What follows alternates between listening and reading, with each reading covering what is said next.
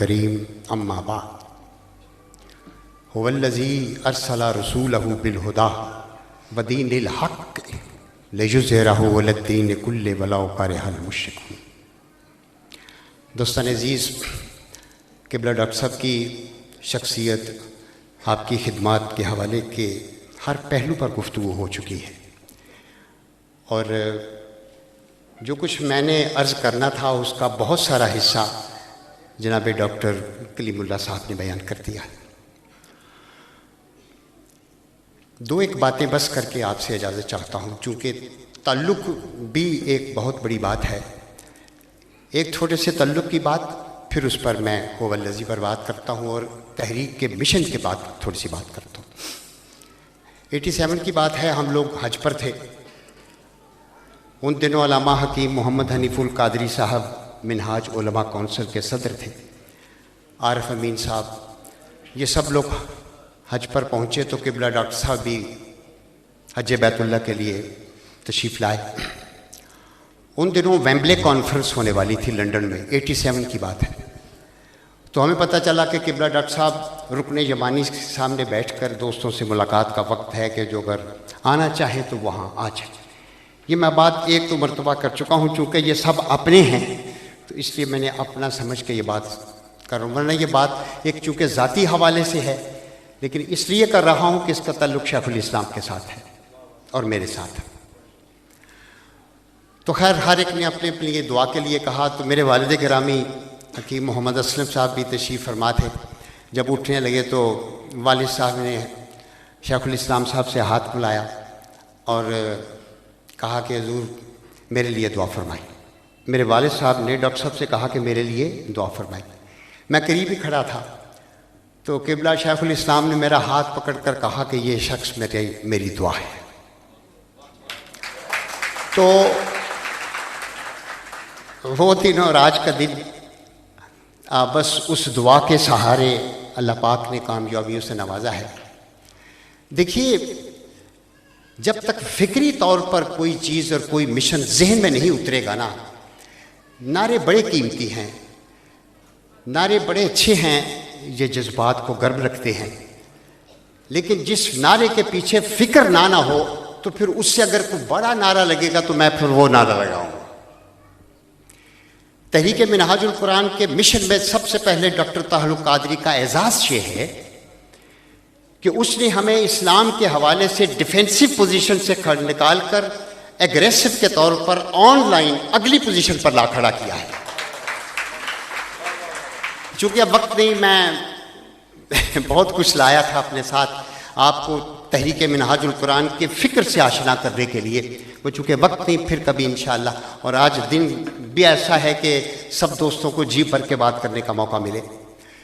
مثلا یہ بات کہ جب یہ کہی جاتی تھی، یہ ہے ڈاکٹر طاہر القادری کا سب سے بڑا اعزاز کہ کون سا اسلام لائے گا؟ کیا اسلام آج کے دن کے تقاضوں کو پورا کرے گا؟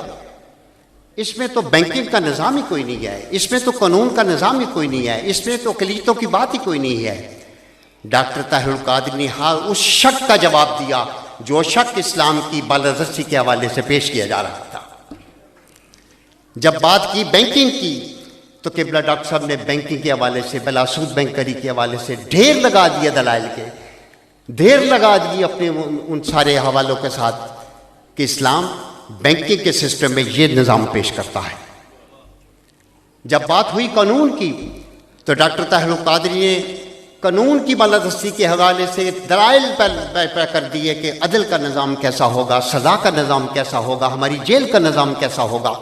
جب بات کرنے لگے حقوق کی تو ڈاکٹر طاہر القادری نے بچوں اور جانوروں کے حقوق سے لے کر ہر مخلوق کے حقوق پر ڈھیروں لیکچر دیے اور کتابیں لا کر آپ کے سامنے پیش کر دی۔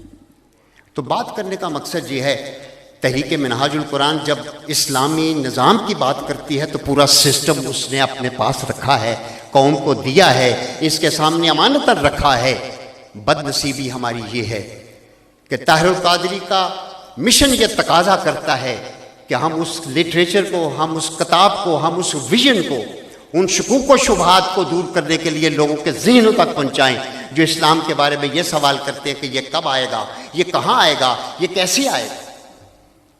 یہی وجہ ہے کہ پوری کی پوری دنیا، جس طرح کہ میرے دوست نے کہا تھا، پوری کی پوری دنیا اس شخص کے دیے ہوئے سسٹم کے حوالے سے اس کو اپنے سر کا تاج سمجھتی ہے، لیکن ہماری بدنصیبی یہ ہے جس طرح میرے بھائی نے کہا کہ طاہر القادری ہم شرمندہ ہیں۔ طاہر القادری کا دوسرا کمال یہ ہے کہ انہوں نے بین المذاہب ہم آہنگی کو فروغ دینے کے لیے، جس طرح میرے بھائی ڈاکٹر کلیم اللہ صاحب نے کہا، ملت سے نکلے، پھر جوڑا، پھر مذہب کو شیلٹر بنا کر اس ساری کی ساری انسانیت کو اس درس کی طرف لائے جس کی طرف اسلام کا آفاقی پیغام لے کر آتا ہے۔ یہی وجہ ہے کہ آج طاہر القادری کے لٹریچر کو، اس کے لہجے کو، میں یہ ایسا کیوں ہو رہا ہے؟ اس لیے کہ اسلام کے چہرے پر گرد پڑ چکی تھی، گدلا چکا تھا اس کا سارا نظام لوگوں کے سامنے۔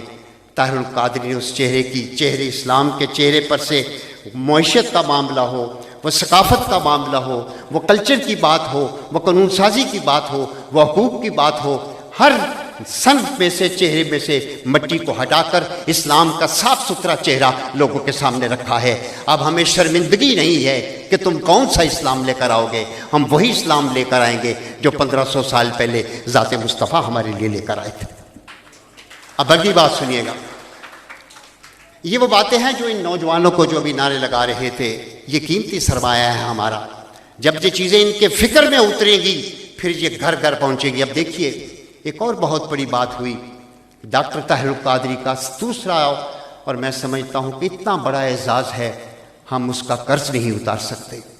ہمارے وہ صوفیہ کرام، ہمارے وہ خانقاہوں کے گدی نشین جن کے بارے میں لوگ کہا کرتے تھے کہ ان کے پاس علم نہیں ہے، ان میں کوئی مجدد نہیں ہے، ان میں کوئی مفسر نہیں ہے، ان میں کوئی محقق نہیں ہے، طاہر القادری نے مرویات صوفیہ لکھ کر ان 4 عظیم صوفیوں کو، جن میں شہاب الدین سہروردی بھی ہیں، جن میں علامہ قشیری بھی ہیں، جن میں ابن عربی بھی ہیں، پہلی دفعہ نوٹ فرما لیجئے، یہ فقط یہ شخص ہے جس نے مرفوع حدیثوں کو، جو متصل حدیثیں تھیں، ان صوفیہ کی تحقیق کو منظر عام پر لا کر ہمیشہ کے لیے اس باب کو بند کر دیا ہے۔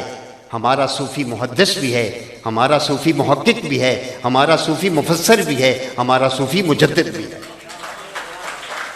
کتنا بڑا اعزاز ہے اسلام پر ہونے والے وہ تمام کے تمام اعتراضات۔ اب دیکھیے کتنی خوبصورت بات کی ڈاکٹر کلیم اللہ نے۔